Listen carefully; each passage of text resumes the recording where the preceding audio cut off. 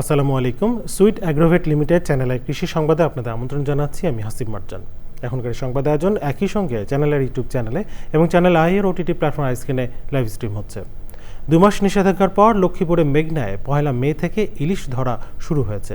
ইলিশ প্রজনন মৌসুম ও জাটকা বা ছোট ইলিশ রক্ষায় চাঁদপুরের ষাটনল থেকে লক্ষ্মীপুরের রামগতির আলেকজান্ডার পর্যন্ত 100 কিলোমিটার এলাকায় মার্চ এপ্রিল 2 মাস অভয়াশ্রম ঘোষণা করে সরকার। ধার দেনা পরিশোধ করে পরিবারের মুখে হাসি ফুটাতে ইলিশ শিকারের আশা নিয়ে মেঘনায় নেমেছে জেলেরা। লক্ষ্মীপুর থেকে মহিউদ্দিন মধ্যে তথ্য ভিডিওচিত্রে রিপোর্ট করছেন আল মুকসিদ।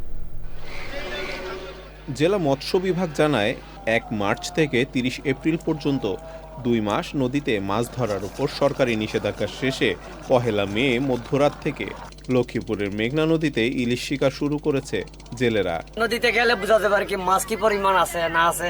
অভিযানের ভিতরে 2 মাসের ভিতরে তো আর যাই নাই। কিস্তি লইছি 4-5টা করে কিস্তি যায়, বুঝলি? মনে করেন 50,000, 1 লাখ, 1.5 লাখ টাকা কিস্তি লইছি। কিস্তি লিয়ে মনে করেন চালান করছি, করিয়া মনে করেন এখানে মনে করেন জাল ব্যবসা করতে আসি। নদীতে নাব্যতা কমে যাওয়া এবং বিভিন্ন স্থানে নতুন নতুন চর পড়ে যাওয়ায় ইলিশের উৎপাদন অনেকটা কমে গেছে। তবে এর মাঝে মাছঘাটগুলো সরগরম হয়ে উঠেছে। সাহায্য কি ফেসবুকে সাল ছাড়া আর আমরা কোনো সাহায্য পাই না। সরকার যে উদ্যোগটা নিচ্ছে মলা মাছটা ধরা বন্ধ থাকে, তাহলে আমরা পরবর্তীতে বেশি হারে এই মাছটা পাবো। নিষেধাজ্ঞা চলাকালীন অনেক জেলে চাল পাননি বলে অভিযোগও উঠেছে। ইলিশ একটি আমাদের যেটা বলি ডায়েট ড্রমাস মাছ, আর একবার সাধু পানিতে আসে আবার লোনা পানিতেও যায়। এখন তাদের যাত্রা পথে উপযুক্ত পরিবেশ না পেলে তারা কিন্তু বংশবৃদ্ধি করতে পারে না বা বৃদ্ধি হইতে পারে না, সেটা একটা কারণ হইতে পারে। তবে আমরা এবার দেখছি যে ছোট ছোট ইলিশেও ডিম চলে আসছে। এটা হয়তো আবহাওয়া বা জলবায়ুগত বা অন্য কোনো কারণ আছে কিনা এই বিষয়ে ভবিষ্যতে গবেষণার বিষয় আছে। আমরা ঊর্ধ্বতন কর্তৃপক্ষকে এই বিষয়গুলো অবহিত করি। সরকার প্রয়োজনীয় ড্রেজিং করে নদীর নাব্যতা ফিরিয়ে আনলেই ইলিশের সোনালী দিন ফিরে আসবে বলে মনে করেন সংশ্লিষ্টরা। আল মুকসিদ, চ্যানেল আই। ঠাকুরগাঁয়ে বাণিজ্যিকভাবে আঙুর চাষ শুরু হয়েছে। স্থানীয় এক উদ্যোক্তা নিজ বাড়ির ভিটেতেই পরীক্ষামূলকভাবে 22 প্রজাতির আঙুর চাষ করে 9 প্রজাতির আঙুরের বাণিজ্যিক উৎপাদনের সম্ভাব্যতা খুঁজে পেয়েছেন। ঠাকুরগাঁও প্রতিনিধি পাঠানো তথ্য ভিডিও নিয়ে রিপোর্ট করছেন জহির মুন্না। বাড়ির কাঁচা পথ, পুকুর পাড় সবখানেই দেখা মিলছে আঙুরের সবুজ মাচা।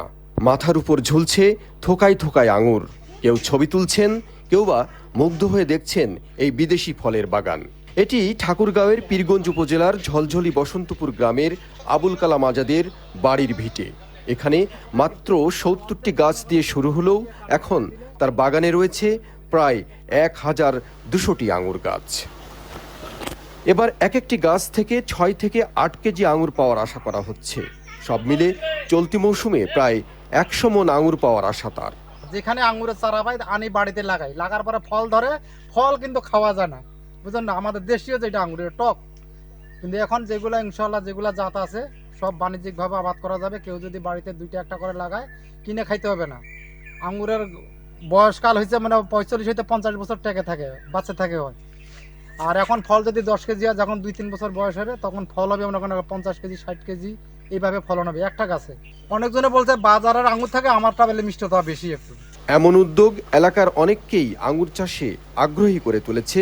তৈরি হয়েছে নতুন সম্ভাবনা। খরচ কম হয় আর কি, সার বিষ কম দিতে হয়। মনে করেন সপ্তাহে 2 বার পানি দিলেও চলে। আমরা দেখাশোনা করি আমার চাষার মানে আঙ্কুর, মানে পাতাগুলো ছাটা লাগে, কুশিগুলো ভাঙা লাগে। অনেক লোক দেখতে আসে, আমার চাচার কাছে আসে, চারা নিয়ে যায়, আসেন। আঙ্গুরটা খাইতে খুব টেস্ট এবং মিষ্টি। আঙুরের বাণিজ্যিক উৎপাদন বাড়াতে কৃষি বিভাগও সার্বিক সহযোগিতা দিচ্ছে। এই আঙ্গুরগুলোর সাইজ ওইভাবে আসে নাই, সাইজ শেপ আসবে, সময় লাগবে। এবং এটা আসলে এই আঙ্গুরগুলো মিষ্টতা যদি হয় এবং হচ্ছে যে এগুলো যদি বাণিজ্যিকভাবে তিনি লাভবান হয়, হন, তাহলে বোঝা যাবে যে আসলে এই ফসলটা আমাদের দেশের জন্য টেকসই হবে। এই আঙুর চাষ আরও ছড়িয়ে পড়লে উত্তরাঞ্চলের কৃষিতে যুক্ত হবে নতুন মাত্রা। Zahir Munna, channel I. BRAC seed and agro এন্টারপ্রাইজের উদ্যোগে বাগেরহাটে উত্তম কৃষি পদ্ধতির মাধ্যমে টেকসই, নিরাপদ ও মানসম্মত খাদ্য উৎপাদন শীর্ষক কর্মশালা হয়েছে। কর্মশালার প্রধান অতিথি ছিলেন কৃষি সম্প্রসারণ অধিদপ্তরের অতিরিক্ত উপপরিচালক মোহাম্মদ মনির হোসেন। বিশেষ অতিথি ছিলেন উপজেলা কৃষি অফিসার তন্ময় দত্ত।